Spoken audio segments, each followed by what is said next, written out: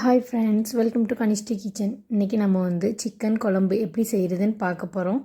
இது சப்பாத்தி இட்லிக்கெல்லாம் சூப்பரான ஒரு காம்பினேஷன். வாங்க எப்படி செய்கிறதுன்னு பார்க்கலாம். கடாய் வச்சு கடாய் சூடானதும் இதில் நம்ம ஆயில் சேர்த்துக்கலாம். நான் 3 டேபிள் ஸ்பூன் நல்லெண்ணெய் சேர்த்துருக்கேன். நீங்கள் உங்களுக்கு விருப்பமான எந்த ஆயில் வேணாலும் சேர்த்துக்கலாம். இது கூட 2 பிரியாணி இலை, ஒரு அன்னாசி பூ, ஒரு துண்டு பட்டை, கொஞ்சமாக கல்பசி இதெல்லாம் சேர்த்துக்கலாம். இது கூடவே 3 பச்சை மிளகா கீறி வச்சுருக்கேன், அதை சேர்த்துக்கலாம். 200 கிராம் சின்ன வெங்காயம் எடுத்து கட் பண்ணி வச்சுருக்கேன், அதையும் சேர்த்துக்கலாம். நம்ம இந்த குழம்புக்கு சின்ன வெங்காயம் அதிகமாக சேர்த்துக்கிட்டோம்னா டேஸ்ட் ரொம்பவே நல்லாயிருக்கும். வெங்காயம் நல்லா வதங்கி வரட்டும்.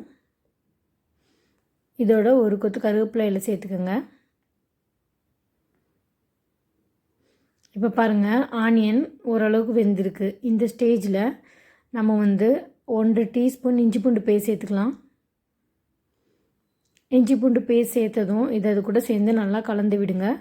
இதோட பச்சை வாசனை போகிற வரைக்கும் இது ஒரு 2 மினிட்ஸ் நல்லா குக் ஆகட்டும். இந்த ஸ்டேஜில் நம்ம தக்காளி சேர்த்துக்கலாம். நான் 2 நார்மல் சைஸ் தக்காளி எடுத்து கட் பண்ணி வச்சுருக்கேன், அதை இப்போது சேர்த்துக்கலாம். இதை ஒரு டைம் நல்லா கலந்து விடுங்க.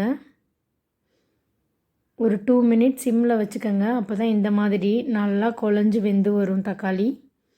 இப்போது சிக்கன் சேர்த்துக்கலாம். நான் 1 கிலோ சிக்கன் எடுத்து மஞ்சள்தூள் சேர்த்து க்ளீன் பண்ணி வச்சுருக்கேன், அதை கொஞ்சம் கொஞ்சமாக சேர்த்துக்கலாம். சிக்கன் எல்லாம் சேர்த்ததும் கூடவே மசாலா சேர்த்துக்கலாம்.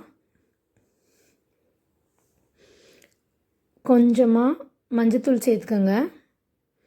கூடவே 2 டீஸ்பூன் மல்லித்தூள் சேர்த்துக்கோங்க. 1 teaspoon chilli powder, 1/2 teaspoon garam masala. இதெல்லாம் சேர்த்ததும் ஒரு டைம் நல்லா கலந்து விடுங்க.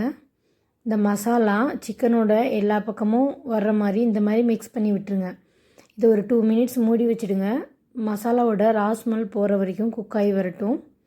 இந்த கேப்பில் நம்ம ஒரு கோகோனட் பேஸ்ட் ரெடி பண்ணிடலாம். ஒரு மிக்ஸி ஜாரில் 1/4 கப் கட் பண்ணி வச்சுருக்க தேங்காய் சேர்த்துருக்கேன். இது கூட 4-5 சின்ன வெங்காயம் தோல் உரித்து வச்சுருக்கேன், அதையும் சேர்த்துருக்கேன்.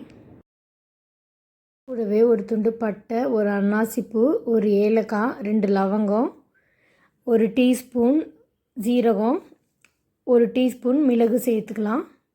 இதை இப்போ தண்ணி சேர்க்காமல் மிக்சியில் கொரன்னு ஒரு அடி அடித்து எடுத்துகிட்டு வந்துக்கலாம். இது கூட 1 டீஸ்பூன் சோம்பு, 1/2 டீஸ்பூன் கசகசா, 5 முந்திரி சேர்த்து 20 நிமிஷம் ஊற வச்சுருக்கேன். அதை இப்போ நம்ம தண்ணியோடு சேர்த்து நல்லா நைஸாக அரைச்சி எடுத்துடலாம். இப்போது சிக்கன் பாருங்கள், மசாலா கூட சேர்ந்து குக் ஆகி எண்ணெய் பிரிஞ்சு வந்திருக்கு.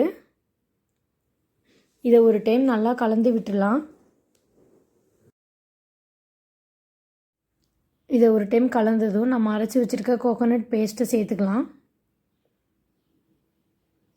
இது கூட மிக்சியில் கொஞ்சம் தண்ணி சேர்த்துக்கோங்க. உங்களுக்கு குழம்பு எந்த அளவுக்கு தேவையோ அந்த அளவுக்கு தண்ணி சேர்த்துக்கோங்க. தண்ணி சேர்த்ததும் இதை நல்லா ஒரு டைம் கலந்து விடுங்க. கூடவே தேவையான அளவு உப்பு சேர்த்துக்கோங்க.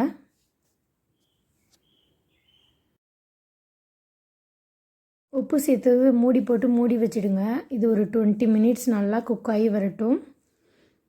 பாருங்கள், இப்போ நல்லா குக் ஆகி ஓரங்கள்லாம் எண்ணெய் பிரிஞ்சு வந்திருக்கு. இந்த ஸ்டேஜில் கொஞ்சமாக மல்லி இலை தூவி ஸ்டவ் ஆஃப் பண்ணிடலாம். அவ்வளோதான், ரொம்ப ரொம்ப டேஸ்டான சிக்கன் குழம்பு இப்போ ரொம்பவே ஈஸியாக தயாராகிடுச்சு. நீங்களும் இந்த ரெசிபி உங்கள் வீட்டில் ட்ரை பண்ணி பாருங்கள். மறக்காமல் நம்ம சேனலை சப்ஸ்கிரைப் பண்ணுங்கள். உடனுக்குடன் அப்டேட்டுக்கு பெல் பட்டனை கிளிக் பண்ணுங்கள்.